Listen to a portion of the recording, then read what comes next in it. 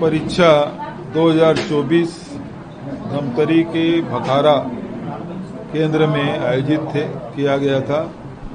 पूरे प्रदेश में हुआ, लेकिन धमतरी में जो घटना जो शिकायत आई है उसमें यह है कि 400 विद्यार्थी वहाँ बैठे थे, परीक्षार्थी बैठे थे, लेकिन वहाँ समय में वो परीक्षा नहीं दिला सके क्योंकि उनके पास क्वेश्चन पेपर नहीं था, OMR शीट नहीं थी। 400 छात्र छात्राएं थे, लेकिन 160 ही OMR शीट मिला और जिसके कारण से बच्चों को 1.5 घंटा वो परीक्षा नहीं दिला पाए। बच्चों ने मांग भी की कि हमें समय बढ़ा दिया जाए, लेकिन वो बढ़ाए नहीं। आखिर में 400 बच्चों का भविष्य अंधकार में है। जिस प्रकार से झज्जर में अभी नीट के एग्जाम में हुआ कि लेट हुआ, उसके कारण से बोनस अंक दिया गया जिसमें 67 बच्चों को 720 अंक मिले। हम वो बोनस अंक की बात नहीं कर रहे हैं, लेकिन ये है कि इन बच्चों के साथ न्याय हो। मैंने मुख्यमंत्री को पत्र लिखा है कि इन बच्चों को फिर से एग्जाम देने का मौका मिलना चाहिए, नंबर 1। नंबर 2, जिसके लापरवाही से इन बच्चों के भविष्य के साथ खिलवाड़ हुआ, 1.5 घंटा विलंब से OMR शीट मिली, उनके खिलाफ सख्त कार्रवाई होनी चाहिए, जांच होनी चाहिए। सर, बलौदाबाजार घटना को लेकर उच्च न्यायालय के देखरेख में जांच करवाने की बात है। देखिए, अभी जो लगातार शिकायतें मिल रही है वो निर्दोष लोगों की गिरफ्तार पुलिस कर रही, गांव-गांव, घर-घर में जाके, जबकि भारतीय जनता पार्टी के जो नेता हैं उनके खिलाफ कोई कार्रवाई नहीं हो रही है। उनके जो समर्थक हैं या उनके गुप्त सहयोगी हैं उनके खिलाफ कोई कार्रवाई नहीं हो रही है। ऐसे में ये डिमांड हमारी है कि इसे न्यायालय के देख रेख में पुलिस जांच करे, हाई कोर्ट के जज के माध्यम से जांच हो, उसके देख रेख में कोर्ट मॉनिटर्ड ये जांच होनी चाहिए।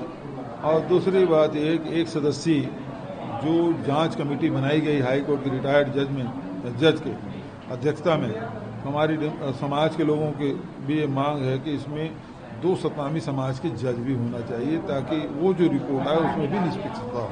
सर, स्पीकर को लेकर विपक्ष दोनों ने अपने प्रत्याशी केंद्र में खड़े किए हैं, इसको किस तरह देखते हैं? ये मोदी जी की हठधर्मिता है, उसके कार्य करने की शैली है, किसी का सहयोग नहीं लेते।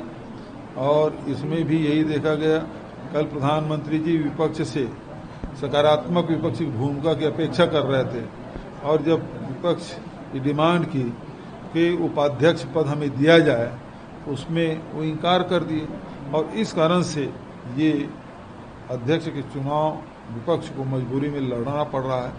तो ये बता रहा है कि ये निरंकुश शासक की तरह ये व्यवहार कर रहा है। सर, आपातकाल को लेकर आज देश भर में भाजपा जो है वो कार्यक्रम कर रही है और प्रधानमंत्री नरेंद्र मोदी जी बोल रहे हैं कि आपातकाल के काले दिन हमें याद दिलाते हैं कि कांग्रेस पार्टी ने बुनियादी स्वतंत्रता को नष्ट कर दिया था। 50 साल पहले इंदिरा जी ने जिन परिस्थितियों में लागू किया, पूरे देश इतिहास में सारी चीजें दर्ज है और उसके बारे में बहुत ज्यादा विस्तार से मैं नहीं जाऊंगा, लेकिन इंदिरा जी में साहस थे, उन्होंने घोषित आपातकाल लगाया था और अभी 10 साल से देश में अघोषित आपातकाल लगा हुआ है। किसान शहीद हो रहे हैं, उसको कोई लेना देना नहीं सरकार को। मीडिया को बिल्कुल दबा कर रख दिया गया है। विपक्ष के लोग यदि सवाल करते हैं तो जेल भेज दिया जाता है।